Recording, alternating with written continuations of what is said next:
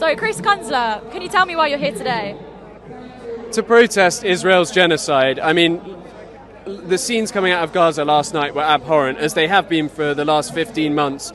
But last night in particular was unbelievable. The destruction of places like Jabalia, Shujaya, all of these places in Gaza being wiped away. And this is the least that we can do, you know, being on the street, protesting and trying to stand against Israel's genocide.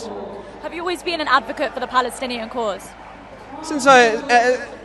When I was younger, no. But the only reason I wasn't is because you're not taught about this in schools. You're not taught about, oh, there's an injustice happening to Palestinians that, you know, Jewish people moved over to the land, dispossessed the indigenous people, and then have since subjugated them. But when I did learn, I began to understand that Palestinians deserve the right to live freely. And ever since that point, I have never stopped advocating for Palestine.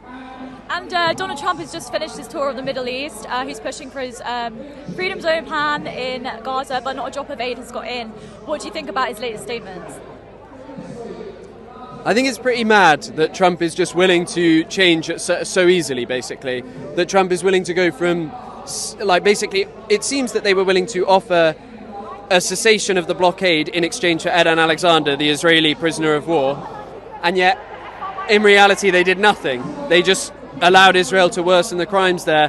And it's kind of unbelievable, but in many ways, what do you expect? The guy's an ultra-Zionist. Many people in his cabinet do not even believe that Palestinians have a right to even a two-state solution, which many in the West don't, but at least they're willing to pay lip service to it. But yeah, just unbelievable, a horrifying character, but in many senses unsurprising because of the people he was with. Mohammed bin Zayed, Mohammed bin Salman, all of these people have done nothing for Palestine, so it doesn't really mark that big a change, I have to say.